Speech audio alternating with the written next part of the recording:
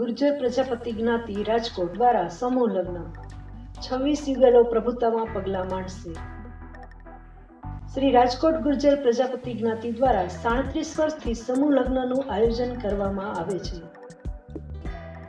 આ વર્ષે 38મા સમૂહ લગ્ન તારીખ 25 ફેબ્રુઆરી 2024ને રવિવારના રોજ સાંજે ગ્રીનલેન્ડ ચોકડી પાસે યોજાશે, જેમાં 26 નવદંપતીઓ લગ્ન ગ્રંથિથી જોડાશે.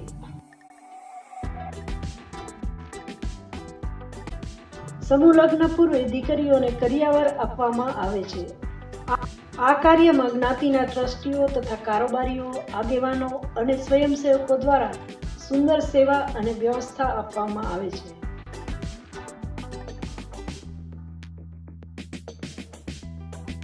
આડત્રીસમા સમૂહ લગ્નમાં જોડાયેલ દીકરીઓને ગત તારીખ 16 ફેબ્રુઆરી 2024ને શુક્રવારે કરિયાવર આપવામાં આવ્યો હતો, જેની માહિતી સંસ્થાના મંત્રીશ્રીએ આપી હતી.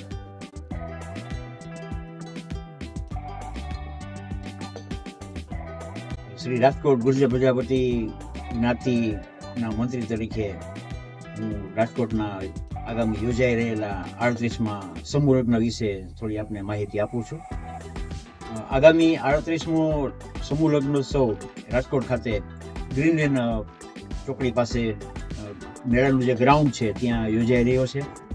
આ માટે કારોબારીની ટીમ, ટ્રસ્ટીઓ અને રાજકોટના તમામ એરિયાના દાતાઓ, સ્વયંસેવક ભાઈઓ તરફથી ખૂબ જ તડામાર તૈયારીઓ ચાલી રહી છે. જે નજીકમાં જ સમૂહ લગ્ન આવી રહ્યો છે ત્યારે ખૂબ જ આખરી ઓપ આપવાની પણ તૈયારી ચાલી રહી છે. તૈયારીના ભાગરૂપે 16 તારીખના રોજ દીકરીઓને આપવામાં આવનાર જે કરિયાવરની આશરે 56 જેટલી આઈટમો દાતાઓ તરફથી જે મળેલ છે એ આજે વિતરણ કરી નાખ્યું છે. એ લોકો બધા સવારના આપણે આમંત્રિત કર્યા હતા, તો સવારે 7 થી 10 વાગ્યા સુધીમાં આપણે કાર્યકર્તાઓની મદદથી આ કરિયાવર આપણે દીકરીઓના ઘરે પહોંચતો થાય એવી વ્યવસ્થા પણ આપણે સરસ કરી ચૂક્યા છીએ. આ વખતે કરિયાવરના વિતરણ વખતે આપણા રાજકોટના અગ્રણી ટ્રસ્ટીઓ મનુભાઈ ગોયલ સાહેબ, ઈશ્વરભાઈ ગાટલિયા, રસિકભાઈ વલગામા, ગોવિંદભાઈ સરડિયા વગેરે સર્વે ઉપસ્થિત હતા. તેમજ પ્રમુખશ્રી અને તમામ કારોબારીના હોદ્દેદાર સભ્યો પણ પોતાની તનમન ધનથી સેવા આપી રહ્યા છે. એ સર્વે પણ અહીંયા ખૂબ જ ઉપસ્થિત હતા.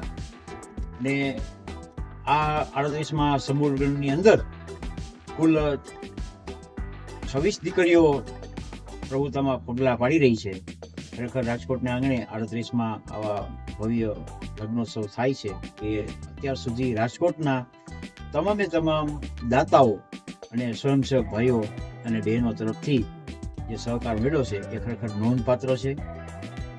રોકડ રકમની વાત કરીએ તો આ સમૂહ લગ્નની અંદર કરિયાવર જેટલી આઈટમ 55ની આસપાસ આવી છે, પણ ઉપરાંત સારી એવી રકમની અંદર રોકડ રકમનું પણ આ સમૂહ લગ્ન નિમિત્તે દાન પણ સ્વૈચ્છિક રીતે જાહેર થયું છે.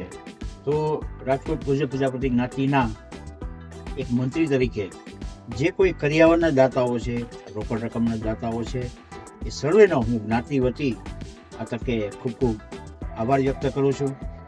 એક ખાસ જણાવવાનું કે આ સમૂહ લગ્નની અંદર સંપૂર્ણ ભોજનના દાતા તરીકે સ્વર્ગસ્થ ગોવિંદભાઈ રામજીભાઈ ભલસોડ પરિવાર છે. એ સંપૂર્ણ ભોજન સમારંભના દાતા છે. સ્વર્ગસ્થ ગોવિંદભાઈ રામજીભાઈ પરમાર એમનો પરિવાર, અને કબાટના સિંગલ દાતા એવા નડિયાપરા ભાઈ છે. તેમજ વાસણની કીટના પણ સિંગલ દાતા મોડપરા ભાઈ છે. આવી જ રીતે સિટી પલંગના પણ સિંગલ દાતા છે. જો દરેકનું વ્યક્તિગત નામ લઈએ તો 55 થી 56 જેટલી કરિયાવરની આઈટમો છે. તો આ ટૂંકા સમયગાળામાં દરેકનું નામ લેવું શક્ય ન હોય, પરંતુ તમામે તમામ દાતાઓનો આ તકે ખૂબ ખૂબ હૃદયપૂર્વક આભાર માનવામાં આવે છે.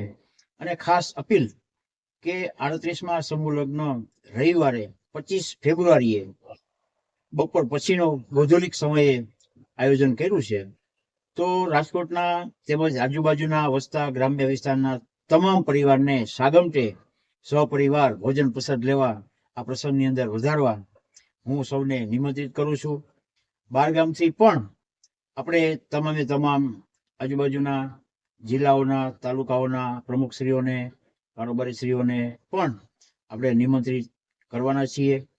આ વખતે કંકોત્રી આમંત્રણની ભાષામાં જો વાત કરીએ તો કંકોત્રી ફિઝિકલી પ્રિન્ટિંગ નથી કરવાના, પરંતુ ડિજિટલ માધ્યમથી વોટ્સએપના માધ્યમથી આપણે સૌને નિમંત્રિત કરીશું. તો આ ડિજિટલ માધ્યમથી આપમાં આવનારું જે આમંત્રણ છે તો એ આપ સ્વીકારી અને અચૂક આપ સૌ રવિવારે 25 ફેબ્રુઆરીના રોજ બપોર પછી સૌ પધારશો એવી નમ્ર અપીલ સાથે હું વિરમું છું.